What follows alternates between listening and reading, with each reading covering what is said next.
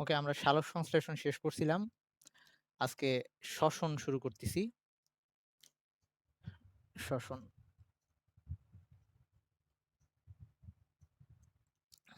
ওকে। শ্বসনের যে শুরু করার আগে কিছু ইনফরমেশন, সেটা হচ্ছে এমনি উদ্ভিদ সূর্যের আলো থেকে শক্তি নিয়ে পাতার মধ্যে গ্লুকোজ তৈরি করছিল। তো গ্লুকোজের মধ্যে তার মানে সূর্য থেকে যে শক্তিটা আসছে সেটা জমা হয়েছে। এখন এটা জমা হওয়ার পরে মানে রাসায়নিক শক্তি হিসেবে আবদ্ধ হয়েছে। তো এখন এই শক্তিটাকে আহ, আবার সে কোষের বিভিন্ন ক্রিয়া বিক্রিয়া ইউজ করবে, তার মানে গ্লুকোজটা ভেঙে ওইটা থেকে আবার শক্তিটা বের করে নিয়ে আসতে হবে এটিপি আকারে। তো এই প্রসেসটাকেই আমরা মেইনলি শ্বসন বলতেছি। তার মানে শ্বসন প্রক্রিয়ায় এই যে গ্লুকোজটা যে তৈরি হয়েছে সেই গ্লুকোজটা ভেঙে এটিপি গুলা বের হয়ে আসবে। আই মিন গ্লুকোজের মধ্যে যে শক্তিগুলো জমা হয়েছে সেগুলো এটিপি আকারে বের হয়ে আসবে। তো সব সময় যে শর্করা জাতীয় খাদ্যই ভাঙবে এরকম নাও হইতে পারে। তো এরকম মানে শ্বসন প্রক্রিয়ায় যেসব বস্তু থেকে ভেঙে শক্তিগুলা উৎপন্ন হয় বা এটিপি গুলা বের হয়ে আসে ওগুলাকে শ্বসনিক বস্তু বলে। শ্বসনিক বস্তু। তো উদ্ভিদের ক্ষেত্রে এরকম, আমাদের প্রাণীদের ক্ষেত্রেও শ্বসনিক বস্তু সবসময় যে শর্করা হবে এরকম কোনো কথা নাই। শর্করা যদিও মেইন, তবে শর্করা ছাড়াও প্রোটিন,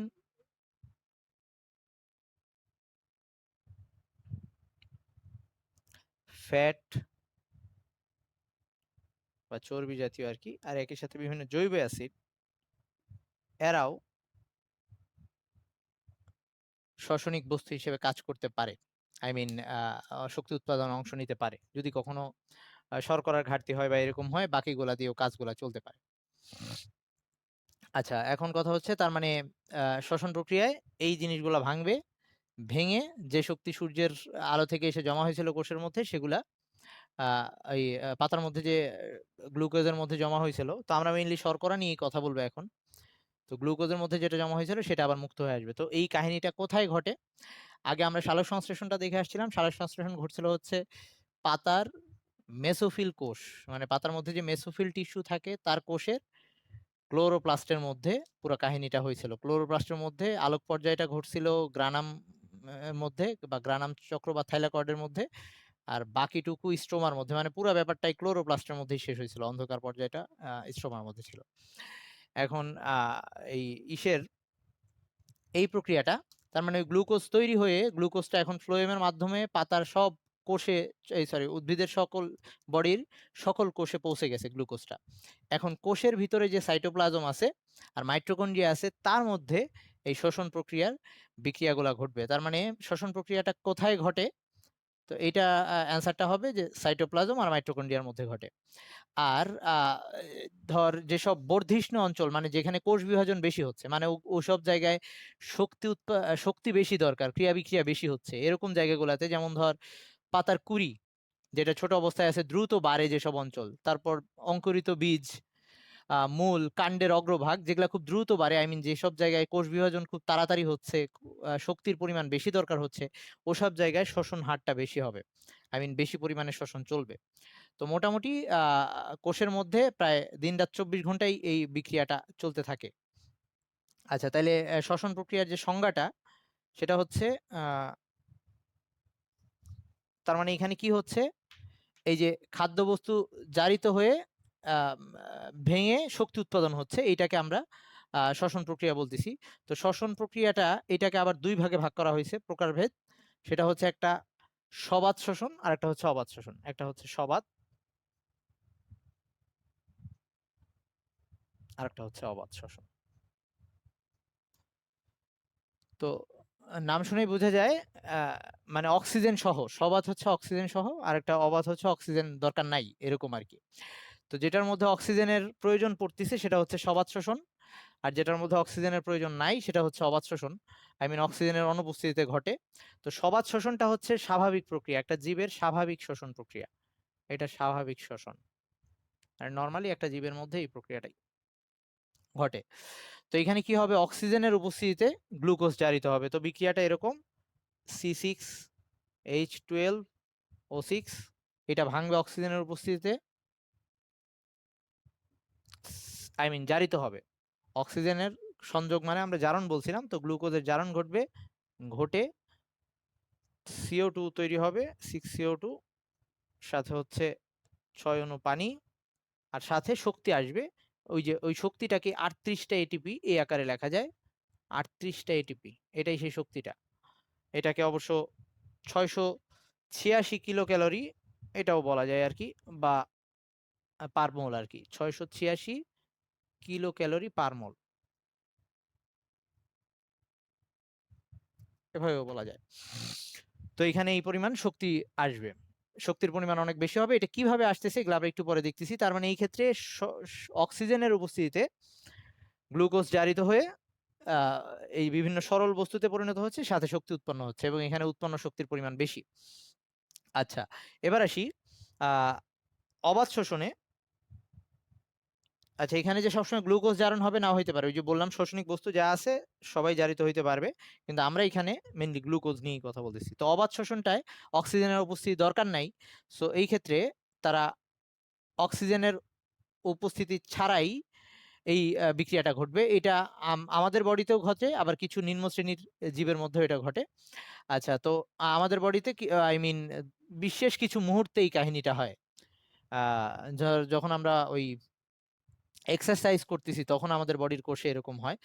আচ্ছা, তো এই ক্ষেত্রে যে বিক্রিয়াটা হবে, বিক্রিয়াটা লিখতেছি, এই ক্ষেত্রে দুইটা টাইপের কাহিনী ঘটতে পারে, সেগুলো আমরা ডিটেলস পরে পড়বো। আপাতত খালি জেনে রাখি যে এই ক্ষেত্রে এই গ্লুকোজ C6H12O6, এই ক্ষেত্রে এটা ভাঙবে। তো এই ক্ষেত্রে এইটার যে জারণটা ঘটবে, কিন্তু সেটা অক্সিজেনের সাহায্য ছাড়াই, মানে কোষের ভিতরকার এনজাইমের উপস্থিতিতে সেটা জারিত হবে। তো এই ক্ষেত্রে জারণটা কিভাবে হয় সেটা সামনে আমরা আসবো, যে কে জারণটা করে দিল। তো এইটা থেকে দুইটা কাহিনী হইতে পারে। একটা হচ্ছে ইথানল আসতে পারে, ইথানলের সংকেত হচ্ছে এরকম C2H5OH, ইথানল সাথে CO2। যদি ইথানল আসে সাথে CO2 আসবে, কেন আসবে সামনে বলবো। এই একটা কাহিনী হইতে পারে, আর সাথে শক্তি আসবে 2 অণু ATP। এক্ষেত্রে শক্তিটা খুব কম, 2 অণু ATP বা 56 কিলো ক্যালোরি। ওখানে যে শক্তির পরিমাণটা, ওই ক্ষেত্রে শক্তিটা আসবে 56 কিলো ক্যালোরি পার মোল। আমরা সব ডিটেলস আবার ভেঙে ভেঙে দেখবো পরে যখন আলাদা করে পড়বো। এই ক্ষেত্রে গ্লুকোজটা ভাঙলে এই এই যে ইথানল আসলে সাথে CO2 আসবে, যদি ইথানল আসে। আর ইথানল না এসে যদি ল্যাকটিক অ্যাসিড আসে, তখন শুধুমাত্র ল্যাকটিক অ্যাসিডই আসবে, সেটাও আমি লিখে দিচ্ছি। এইখানে এই বিক্রিয়াটাও ঘটতে পারে।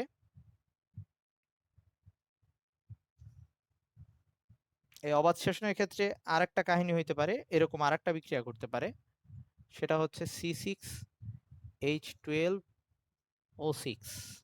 এইটা থেকে এটা জারিত হয়ে শুধু ল্যাকটিক অ্যাসিড আসবে, সাথে CO2 আসবে না তখন, আর সাথে ওই শক্তি 2 অণু ATP যে সেটা আসবে, সরি, ATP, ATP। ওকে, তো এটা একটু মনে রাখা লাগবে, অবজেক্টিভে লাগবে আর কি। গ্লুকোজ অবাধ শোষণে জারিত হয়ে ইথানল আসলে সাথে CO2 হয়, আর ল্যাকটিক অ্যাসিড আসলে শুধু ল্যাকটিক অ্যাসিড, সাথে কোনো CO2 নাই। এটা রিজনটা আমরা, আচ্ছা এখানে আর একটু ভালো করে লিখে দিলে, এটা 2 অণু ল্যাকটিক অ্যাসিড। আমরা কেন ওরকম হয় এটা আমরা যখন ডিটেলস আবার পরে বর্ণনা পড়বো তখন এটা জেনে যাব, সমস্যা নেই, এখন একটু মনে রাখলেই হবে। আচ্ছা, এবার এইসব বিক্রিয়া, এই অবাধ শোষণটা নিম্ন শ্রেণীর কিছু অণুজীব যেমন ব্যাকটেরিয়া, ইস্ট, এইসবের মধ্যে ঘটে, আমাদের মধ্যেও ঘটে ওই কিছু বিশেষ টাইমে। আচ্ছা, এবার আসি আমরা এখন সবাত শোষণ প্রক্রিয়াটা নিয়ে ডিটেলস পড়বো। সবাত শোষণ প্রক্রিয়াটা নিয়ে ডিটেলস পড়বো। এটা 4টা ধাপে ঘটে। এখন 4টা ধাপ আজকে শেষ করব কিনা সেটা তোদের মেজাজের উপর ডিপেন্ড করবে। তোদের যদি ভালো লাগে তাহলে 4টা ধাপ আজকে শেষ করব, নাইলে 3টা ধাপ পর্যন্ত অন্তত আজকে আমি শেষ করব। ওকে, আচ্ছা, তো এইটুকু মুছতেছি আমি। সবার আশা করি হয়েছে নাকি?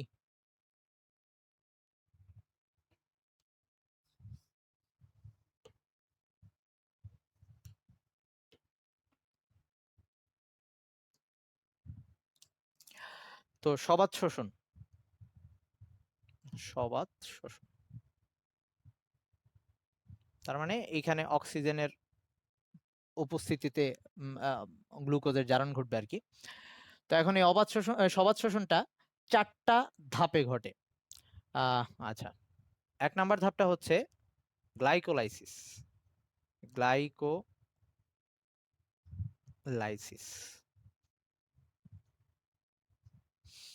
2 নাম্বার ধাপটা হচ্ছে অ্যাসিটাইল কোএসিস্টি। যদিও এই দুইটা অ্যাকচুয়ালি একই সাথে প্রায় ঘটে, তবুও তোদের বইয়ে যেহেতু আলাদা করে দিছে, তো আমরা এখন আলাদা করেই পড়তেছি। অ্যাসিটাইল কোএসিস্টি, যেটার মানে হচ্ছে কোএনজাইম এ আর কি, কোএসিস্টি। 3rd নাম্বার ধাপ হচ্ছে ক্রেবস চক্র। ক্রেবস চক্র। লাস্ট হচ্ছে ইলেকট্রন প্রবাহ তন্ত্র বা electron transport system. Electron transport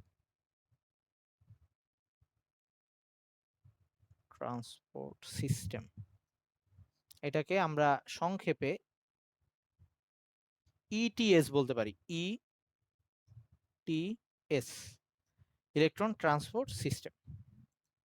তো এই 4টা ধাপে সবাত শোষণটা হয়। এর মধ্যে আমরা বলছি যে শ্বসনের বিক্রিয়াগুলা সাইটোপ্লাজম আর মাইটোকন্ড্রিয়াতে ঘটে। এই প্রথম দুইটা ধাপ কোষের সাইটোপ্লাজমে ঘটে।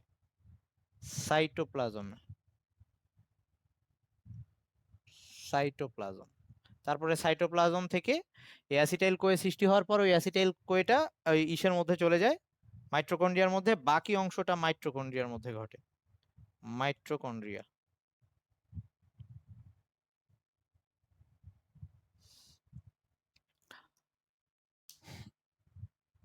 ওকে, সবার এইটুক হইলে একটু বলিস।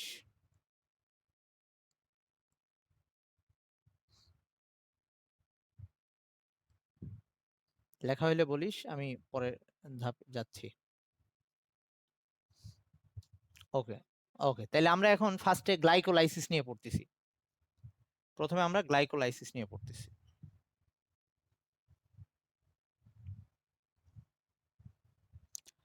তো গ্লাইকোলাইসিস যে ধাপটা, এখানে তো 4টা ধাপ আছে, এর মধ্যে গ্লাইকোলাইসিসটার ধাপটার মধ্যে অক্সিজেনের দরকার হয় না। এই ধাপটার মধ্যে প্রথম কথাটা হচ্ছে এই ধাপটার মধ্যে অক্সিজেন দরকার হয় না। এই কারণে যেহেতু অবাত শোষণটাও অক্সিজেনের অনুপস্থিতিতে হইতো, এই কারণে এই গ্লাইকোলাইসিসটা সবাত শোষণেরও ধাপ, অবাত শোষণেরও ধাপ। এই কারণে এটা দুইটার, অবাত শোষণ আর সবাত শোষণ দুইটার মধ্যেই প্রথম পর্যায়ে এই গ্লাইকোলাইসিসটা ঘটে। আর একটা তো বললামই যে এটা সাইটোপ্লাজমে ঘটে, সো এটা আমরা জানি। এখন এইখানে কি হবে এটা আসি। এই ধাপে গ্লুকোজটা জারিত হবে। তো আচ্ছা ঠিক আছে, আগে লিখে নিই। গ্লুকোজটা জারিত হবে। গ্লুকোজ হচ্ছে C6H12O6, এটা জারিত হবে। হ্যাঁ ভাই বল।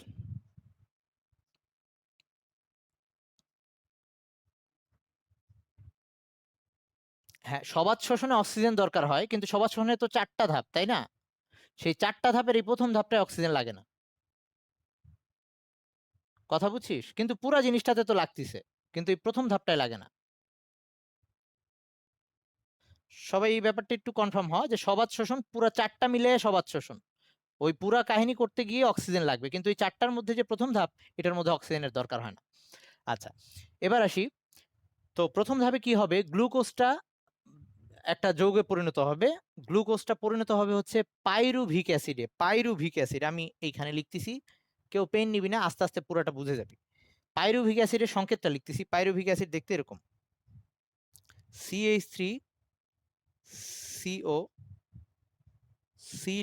এই যে অ্যাসিড মানে হচ্ছে এই যে জৈব অ্যাসিড যেটা, তার মানে এই গ্লুকোজটা এই পাইরুভিক অ্যাসিড হবে। কিভাবে হবে আসতেছি। আচ্ছা, তাহলে সবাই আমাকে একটু বল, এটাকে যদি আমি ওই যে আণবিক সংকেত দিয়ে লিখি, এটা তো গাঠনিক সংকেত লিখলাম, তাহলে সি হচ্ছে 3টা, তার মানে হবে C3। হাইড্রোজেন হচ্ছে 4টা, H হবে 4, আর অক্সিজেন হচ্ছে 3টা, O3। ওকে, এটার নাম হচ্ছে পাইরুভিক অ্যাসিড। কোন পাশে, এই পাশে একটু লিখে দিচ্ছি, পাইরুভিক অ্যাসিড। এখন আসি, গ্লুকোজে কয়টা কার্বন ছিল? গ্লুকোজে কয়টা কার্বন ছিল? 6টা। তাইলে এখন এখানে কয়টা কার্বন আছে? 3টা, তাই তো? তাহলে আমার সমতা করার জন্য এটার সামনে একটা 2 দেওয়া লাগবে। তার মানে গ্লুকোজ ভেঙে 6 অণু সরি 2 অণু পাইরুভিক অ্যাসিড হয়েছে। কিন্তু এখন কথা আছে, হাইড্রোজেন এখনো সমতা হয় নাই। দেখ, আমি এটার সামনে যদি 2 দিই, হাইড্রোজেন হয়েছে হচ্ছে এখানে 3টা, একটা 4টা, মানে হাইড্রোজেন হয়েছে 8টা। হাইড্রোজেন হয়ে গেছে 8টা, তার মানে এখনো হাইড্রোজেন 4টা বাদ আছে, তাই না? তো আমরা জানি একটা যৌগ থেকে হাইড্রোজেন যোগ করা মানে ছিল বিজারণ, অথবা হাইড্রোজেন সরাই নেওয়া মানে জারণ ছিল। এটাই তো, হাইড্রোজেন সরে গেলে জারণ বলতাম না? মনে আছে এটা সবার? হাইড্রোজেন সরাই নেওয়া মানে জারণ, হাইড্রোজেন যোগ করা মানে বিজারণ। মানে জারণকে 2 ভাবে বলা যায়, তো অক্সিজেন প্রবেশ করানো অথবা হাইড্রোজেন সরানো। এই হকার ঢুকে গেছে রে কার বাসায়! তেলাপোকার ওষুধ বিক্রি করতেছে নাকি? আচ্ছা শোন, এইখানে তাইলে গ্লুকোজের জারণ ঘটছে, এটা সবাই বুঝছিস কিনা যে গ্লুকোজ থেকে হাইড্রোজেন সরে গেছে। তো এখন কেউ একজন তার মানে এইখানে জারক হিসেবে কাজ করে হাইড্রোজেনটাকে সরাই ফেলছে। তো কে কাজটা করছে এখন সেটা একটু দেখাবো। তাহলে গ্লুকোজের জারণ কে ঘটাইলো? এখানে অক্সিজেন নাই, তাহলে কে আসলো জারণটা ঘটাইতে? আচ্ছা, আগের দিন আমরা এরকম একটা জিনিস পড়ছিলাম, NADP প্লাস, সেইটা এরকম NADP, আগের দিন বলতে লাস্ট লেকচারে আর কি, এরকম হয়ে যাইতে পারতো। কিভাবে হয়ে যাইতে পারতো? ওই দুইটা, সে 2টা প্রোটন নিত আর 2টা ইলেকট্রন নিয়ে এরকম হয়ে যাইতে পারতো, মনে আছে? অনেক কাহিনী করে এটা বুঝাইছিলাম। সবাই একটু রেসপন্স করিস, নাহলে বুঝতে পারবো না। এটা আমরা সালোক সংশ্লেষণে দেখে আসছিলাম, এরকম একটা জিনিস ছিল। এটার নাম ছিল নিকোটিনামাইড অ্যাডেনিন ডাইনিউক্লিওটাইড ফসফেট, যেটা আবার বিজারিত নিকোটিনামাইড অ্যাডেনোসিন ডাইনিউক্লিওটাইড ফসফেট হইতে পারতো এরকম। সে 2টা হাইড্রোজেন নিয়ে এরকম হইতে পারতো। তো আজকে এইটা না, আজকে এরকমই আরেকটা জিনিস, আজকে যে জিনিসটা সেটার নাম, হ্যাঁ ভাই বল। আচ্ছা, মানে কে, প্রাপ্তি নাকি তানজিলা? আচ্ছা, তুই ওইটুকু ভুলে যা, আজকে যেটা বলতেছি ওইটা বুঝে নে, তাইলেই হবে। নাইলে পুরাতন ভিডিওটা দেখিস, এখন ওইটার মতো করে আমি এটা বলতেছি। আচ্ছা, কোষের মধ্যে একটা যৌগ আছে, ওই যে সাইটোপ্লাজমের মধ্যে একটা যৌগ আছে, যে যৌগটা এরকম NAD, সেটার সংক্ষিপ্ত রূপ NAD। সেটার ফুল মিনিংটা কি আমি লিখতেছি নিচে। ফুল মিনিংটা হচ্ছে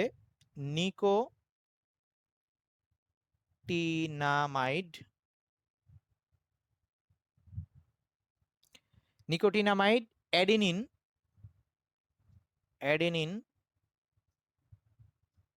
ডাইনিউক্লিওটাইড, নিউক্লিওটাইড। আগের দিনেরটা ছিল ডাইনিউক্লিওটাইড ফসফেট, আর আজকেরটা ডাইনিউক্লিওটাইড। এই যৌগটা, এটার নাম হচ্ছে এটা।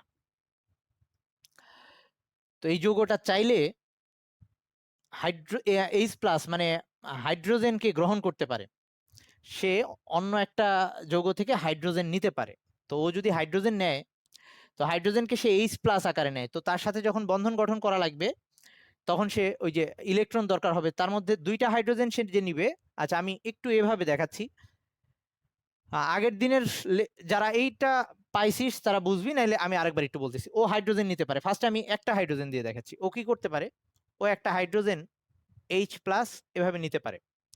তো H+ যদি নেয়, তো যদি H+ এর সাথে বন্ধন গঠন করতে যায়, বন্ধন গঠন করতে 2টা ইলেকট্রন লাগে। তো হাইড্রোজেনের কোনো ইলেকট্রন নাই।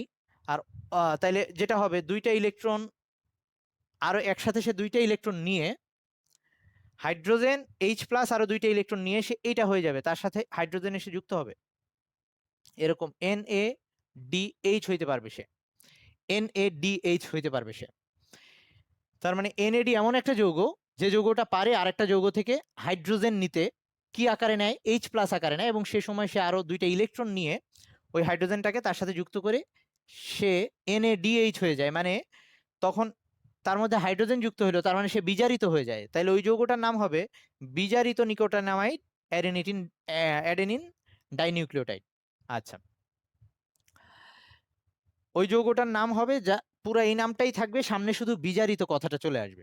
ওকে, আচ্ছা, এইবার এইটা হওয়ার সময় সে আরেকটা জিনিস পারে, সেইটা হওয়ার পর সে সাথে এক্সট্রা আরেকটা এইচ প্লাসকে ধরে ফেলতে পারে, সে সাথে একটা এক্সট্রা আরেকটা এইচ প্লাসকে সে তার সাথে যুক্ত রাখতে পারে, কিন্তু বন্ধন না, আই মিন সন্নিবেশ বন্ধন দিয়ে, পুরাপুরি হাইড্রোজেন আকারে না, এইচ প্লাস আকারে সেটা। তো এইটাকে আমরা এখানে লিখতেছি এভাবে, এখানে 2H প্লাস, দুইটা ইলেকট্রন নিয়ে সে ওইটা হইতে পারে।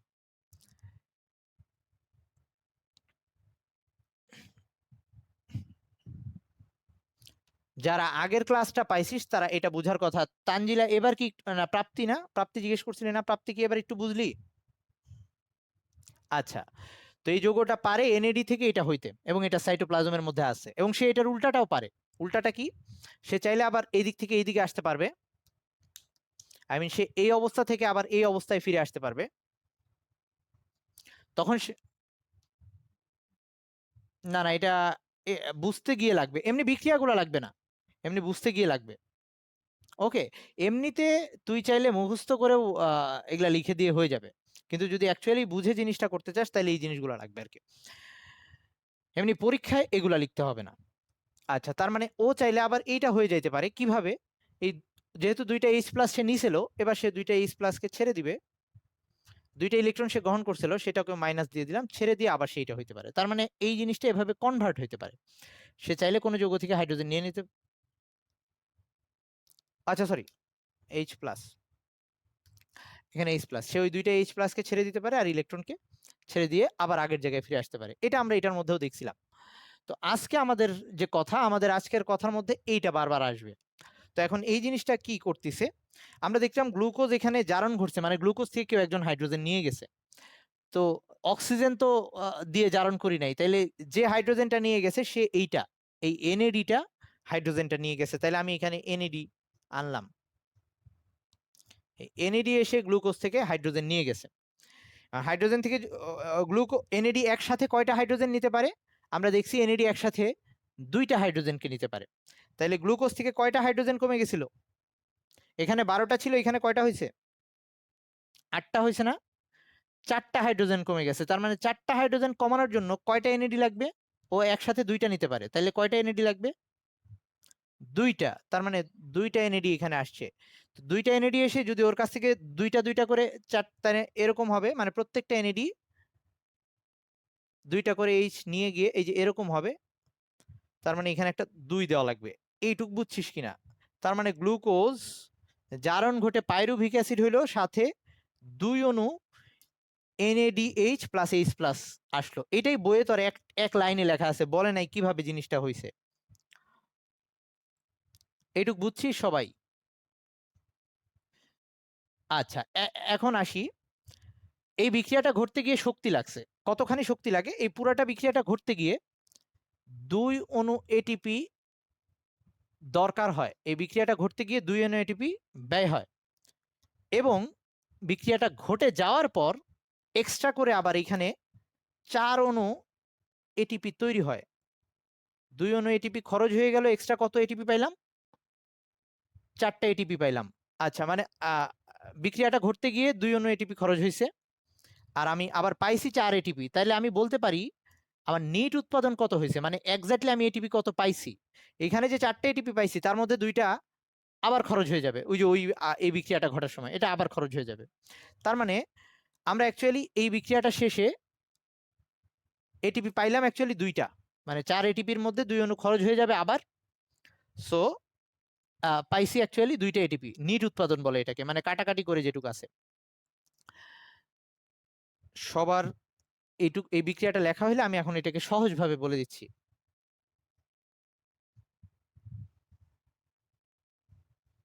তাহলে গ্লাইকোলাইসিসের মধ্যে গ্লুকোজটা ভাঙলো, গ্লুকোজ C6,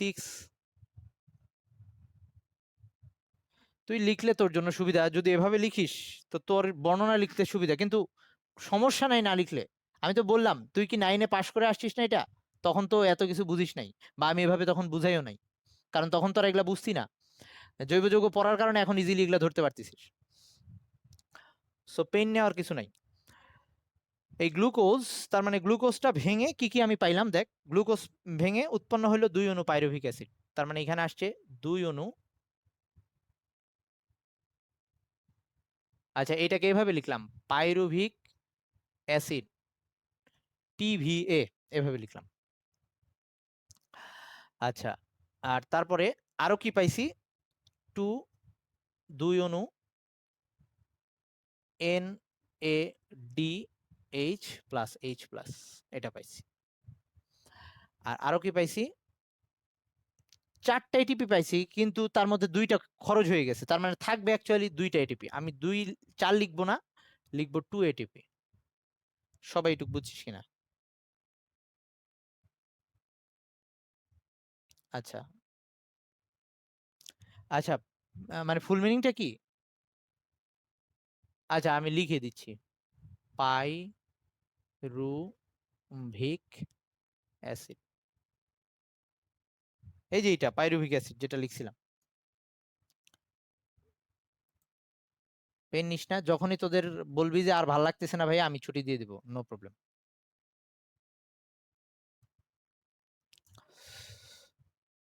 ওকে, ঠিক আছে। আচ্ছা, তো তার মধ্যে এইবার আসি, এই আচ্ছা এখানে আপাতত 4 অণু এটিপি লিখতেছি। আচ্ছা, 4 এটিপি এটা ফার্স্টে তৈরি হয়েছিল এই ধাপে। তো এখন আসি এই ধাপের মধ্যে কোনগুলা ব্যয় হয়ে যাবে আবার, মানে আমাদের যে গ্লাইকোলাইসিসের পরের ধাপটা কি ছিল, গ্লাইকোলাইসিসের পরের ধাপটা হচ্ছে অ্যাসিটাইল কোয়ে সৃষ্টি। তো অ্যাসিটাইল কোয়ে সৃষ্টি হবে কোনটা থেকে, তৈরি হবে এই পাইরুভিক অ্যাসিড থেকে। তার মানে পরের ধাপে এই পাইরুভিক অ্যাসিড চলে যাবে। তার মানে আমি এটাকে এভাবে লিখতেছি যে 2 অণু এই পাইরুভিক অ্যাসিড এটা আর থাকবে না, চলে যাবে। 4 অণু এটিপির মধ্যে 2 অণু এটিপি চলে যাবে এখান থেকে, -2 এটিপি, এটা আবার বাদ হয়ে যাবে, মানে আবার তারা খরচ হয়ে যাবে। তো আমার নিট উৎপাদন যেটা বলি, নিট উৎপাদন মানে হচ্ছে রয়ে যাওয়া, সব শেষে যেটা আমার রয়ে গেছে সেটাকে যদি বলি, তার মানে আমার এখানে নিট নিট যা যা থেকে গেল, শুধু থেকে গেছে 2 অণু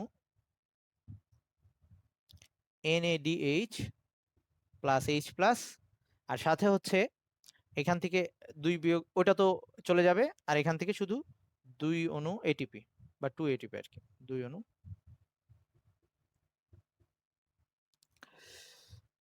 ওকে, এখন এই যে NADH+H+, এই জিনিসটা আবার, এই যে 2 অণু NADH থেকে H+ যখন উৎপন্ন হয়, NAD থেকে যখন NADH+H+ উৎপন্ন হয়, ওই সময়ে আমরা জানি এটিপি কিভাবে তৈরি হইতো, এডিপির সাথে ফসফেট যুক্ত হয়ে এটিপি তৈরি হইতো। এবং আমরা একটা দেখছিলাম যে একটা অণুর ভিতর দিয়ে H+ গেলে, আমরা পিছনে ভিডিওটা দেখছিলাম, আবার দেখবো, সমস্যা নাই। একটা অণুর ভিতর দিয়ে H+টা গেলে তখন এডিপির সাথে ফসফেট যুক্ত হয়। তো ওই অণুটাকে কাজ করানোর জন্য এই NADH এটা উৎপন্ন হইতে হয়। তার মানে যখন 2 অণু NADH উৎপন্ন হবে, এরা কি করবে, ওইখানে এই প্রতিটা NADH+H+, আচ্ছা একটু, আচ্ছা বর্ষা মেবি জয়েন দিতে পারতেছে না, ফোন দেওয়া লাগবে। আরে কি করি, ঝামেলা, ও তো বারবার জয়েন দিচ্ছে এখন। আচ্ছা ওয়েট, বর্ষা কি আসছিস? আচ্ছা আচ্ছা, তুই আমাকে ইনবক্সে নক দিস, আমি দিবনি, সমস্যা নেই। ওকে, যদি না পাস। আচ্ছা, আর হচ্ছে ওই কি বলে, কখনো যদি এরকম, তোদের সবার জন্য আবার বলতেছি, কখনো যদি জুমে ঢুকতে প্রবলেম হয়, তাহলে বারবার না দিয়ে তুই যেটা করবি, আপডেট দিয়ে নিবি জুমটা, অথবা ডিলিট করে আবার ইনস্টল করে নিবি, নাহলে প্রবলেম হয়। ওকে, তো এই যে NADH, এইটা যখন এইটা উৎপন্ন হয়, এই জিনিসটাই কি করে, সাথে সাথে এটিপি উৎপন্ন করে, এইটাই এটিপি তৈরিতে ভূমিকা রাখে। কত অণু, প্রতিটা NADH+H+, প্রতিটা NADH+H+ থেকে 3টা করে এটিপি উৎপন্ন হয়। তার মানে এরকম এখান থেকে আমরা 2টা থেকে 6টা এটিপি পাবো। এটা কিভাবে হয় আমি ভিডিও দেখাবো, সমস্যা নাই। তার মানে যতবার NADH+H+ উৎপন্ন হবে, ঠিক ততবার 3টা করে এটিপি তৈরি হবে। তার মানে এখানে 2টা যেহেতু পাচ্ছি, তার মানে 6টা এটিপি পাবো এই ধাপে আমি। তাইলে এই ধাপে আমার টোটাল এটিপি আসতেছে, তাইলে প্রথম ধাপে আমার টোটাল এটিপি আসছে 8টা।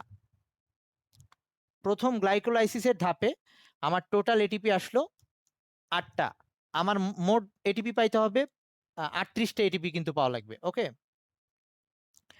এই পর্যন্ত সবাই বুঝছিস কিনা? বুঝছিস? এবার দ্বিতীয় ধাপে যাচ্ছি, বিরক্ত লাগলেই বলবি, অফ করে দিব। আচ্ছা, দ্বিতীয় ধাপটা পরে শেষ করে দিচ্ছি। ওকে, দ্বিতীয় ধাপটা আজকে 2টা ধাপ দেখে আসি। শিওর?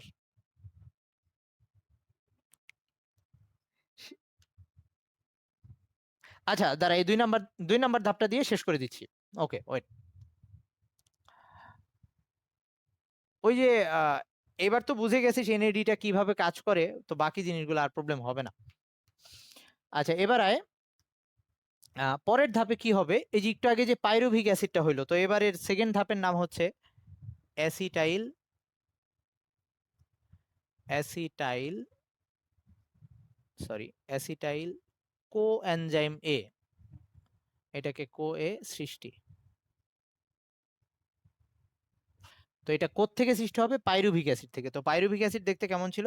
এই CH3, মানে এভাবে লিখি, পাইরুভিক অ্যাসিড ছিল 3 কার্বনের, পাইরুভিক অ্যাসিড ছিল 3 কার্বনের, এই যে এভাবে লিখলাম PVA, এটাকে লিখলাম পাইরুভিক অ্যাসিড, এটা ছিল 3 কার্বনের। এইবার আমি একটু এইখানে লিখতেছি, এই পাইরুভিক অ্যাসিডটা ভেঙে যাবে, ভেঙে অ্যাসিটাইল কোয়ে হবে। তো অ্যাসিটাইল সেটা আসছে যে যেমন আমরা অ্যাসিটিক অ্যাসিড লিখি 2 কার্বনের, তো অ্যাসিটাইল কোএনজাইম এ এটাও একটা 2 কার্বনের যৌগ, তার মানে PVA, আই মিন এটা ভেঙে এইখানে যে অ্যাসিটাইল কোয়েটা আসবে তার মধ্যে 2টা কার্বন থাকবে। এই যে এটা হচ্ছে অ্যাসিটাইল অংশ, এটা হচ্ছে অ্যাসিটাইল অংশ, আর এই যে বলে কোএনজাইম এ, এটা একটা প্রোটিন অণু, এটা একটা বড় অণু, সেটা এটার সাথে যুক্ত থাকবে। আমি এটাকে এখানে এভাবে দেখাচ্ছি, এই পার্টটুকু হচ্ছে কোএনজাইম এ, তার মানে এইটুকু হচ্ছে অ্যাসিটাইল যার মধ্যে 2 কার্বন থাকে, আর বাকিটুকু হচ্ছে কোএনজাইম এ পার্টটা। তাহলে আমাকে একটু বল, এইখানে মেইন যৌগটায় কার্বন ছিল 3টা, মেইন যৌগটায় কার্বন ছিল 3টা, এইখানে কার্বন হয়ে গেছে 2টা, তার মানে একটা কার্বন সরে গেছে। তো একটা কার্বন কিভাবে সরে যাবে? CO2 আকারে কার্বনটা বের হয়ে যাবে, একটা কার্বন CO2 আকারে বের হয়ে যাবে। আমরা জানি ওই গ্লুকোজ জারণ ঘটে 6 অণু CO2 আসে, আগের ধাপে আমরা কোনো CO2 পাই নাই, তার মানে এই ধাপে CO2 আসা শুরু করলো। আচ্ছা, তো এবার আসি, আমাদের আগের ধাপে পাইরুভিক অ্যাসিড কয়টা তৈরি হয়েছিল? 2 অণু তৈরি হয়েছিল। তো এখানে 2 অণু পাইরুভিক অ্যাসিড, সেটা থেকে 2টা অ্যাসিটাইল কোয়ে আসবে, 2টা CO2 আসবে, আমি জাস্ট 2 দিয়ে গুণ দিলাম। এবং এইখানেও পাইরুভিক অ্যাসিডের জারণ ঘটছে, এইখানেও পাইরুভিক অ্যাসিডের জারণ ঘটছে। তো জারণ কে ঘটাইছে? আবার সেই NAD ঘটাইছে, এখনো কিন্তু অক্সিজেন এসে ভূমিকা নেয় নাই। তো এখানে NAD আসছে, NAD এসে আবারও NAD কিভাবে করে? NAD হচ্ছে এখান থেকে হাইড্রোজেন সরাই ফেলে, তো 2 অণু থেকে এরকম 2 প্লাস 2টা NAD এসে এই সাইডে আমি লিখে দিচ্ছি 2 NADH প্লাস H প্লাস। তো এই ধাপে তাইলে কি তৈরি হইলো? পাইরুভিক অ্যাসিডের জারণ ঘটলো, ঘটে কি হইলো? অ্যাসিটাইল কোয়ে সৃষ্টি হইলো 2 অণু, আর জারণটা কে ঘটাই দিল? জারণটা ঘটাই দিল হচ্ছে NAD, সে কি করলো? ওখান থেকে হাইড্রোজেন সরাই ফেলছে, তো 2টা NAD এসে, এই যেহেতু 2 অণুর 2টা NAD এসে 2টা করে 4টা হাইড্রোজেন সরায়, এই কাজটা হইছে। আচ্ছা আমি কি এই পর্যন্তই রাখবো নাকি? আচ্ছা একটু একটু একটু এই পর্যন্ত রাখার, হ্যাঁ রাখবো wait wait wait wait wait wait wait wait wait wait, এই যে এটার ফুল হিসাবটা করে দিচ্ছি, ওয়েট ওয়েট, হ্যাঁ হ্যাঁ শেষ শেষ শেষ তো, কিন্তু জাস্ট এইটার ওয়েট ওয়েট, মানে এখানে তাইলে নিট উৎপাদনটা কত হয়েছে ওটা একটু দেখাই দিই। তার মানে এই ধাপ শেষে আমরা কি কি পাচ্ছি? আচ্ছা যা দাঁড়া দাঁড়া, ওই তো সেটাই একটু একটু দেখাই দিই। আচ্ছা আচ্ছা, তো এইখানে তার মানে এই ধাপে ইউজ হইলো কি কি? এই ধাপে ইউজ হইলো অ্যাসিটাইল কোয়ে, এটা ইউজ হয়ে এসে এখানে কি কি সরি অ্যাসিটাইল কোয়ে বলতেছি, পাইরুভিক অ্যাসিড, সেটা কি উৎপাদন করে দিল? 2 অণু অ্যাসিটাইল কোয়ে উৎপাদন করে দিল, 2টা CO2 আর 2 অণু NADH প্লাস H প্লাস। মানে এভাবে ডিজিটটা মনে রাখতে পারিস 2 2 2, জাস্ট এভাবে ডিজিট মনে রাখলেই হয়। আচ্ছা এখন আসি এর মধ্যে। হ্যাঁ ভাইয়া বল। আবার টাইম শেষ হয়ে যাবে, পরে আবার জয়েন দেওয়া লাগবে, আগে শেষ করে নিই। ওকে, হ্যাঁ বল বল। অ্যাসিটাইল কোয়ে, এখন যে অ্যাসিটাইল কোয়েটা সৃষ্টি হয়েছে এইটা পরের ধাপে ইউজ হয়ে যাবে, তাহলে এটা আর নাই, মানে নিট উৎপাদনে এটা নাই। নিট কি থাকতেছে আমি সেটা দেখাচ্ছি। এটা ইউজ হয়ে যাবে, এইটা থেকে যাবে 2CO2 আর এইটা থেকে যাবে 2NADH প্লাস H প্লাস। তাহলে আবার দেখি যে এইখান থেকে আমি শক্তি কয়টা পাচ্ছি। আমরা জানি প্রত্যেকটা NADH প্লাস H প্লাস 3টা করে এটিপি উৎপাদন করে, সো আমি এখানে আরো 6টা এটিপি পাবো। তাহলে আমি এখন পর্যন্ত আগের ধাপে 8টা এটিপি পাইছিলাম, এই ধাপে 6টা এটিপি পাইছি। 8 6 14টা এটিপি, এখনো আমার 38টা এটিপি হওয়া বাদ আছে, আই মিন 24টা এটিপি এখনো বাদ আছে। আমরা পরের ধাপে সেটা দেখব। তো আজকে এই 2টা ধাপ পর্যন্ত থাকুক, একটু ভালো করে পড়ে ফেলিস, তাহলে পরের লেকচারটা একটু ভালো করে বুঝতে পারবি। ওকে, তাহলে আজকে এই পর্যন্ত থাকুক। ওকে, ওয়ালাইকুম আসসালাম। ওকে, ওয়ালাইকুম আসসালাম।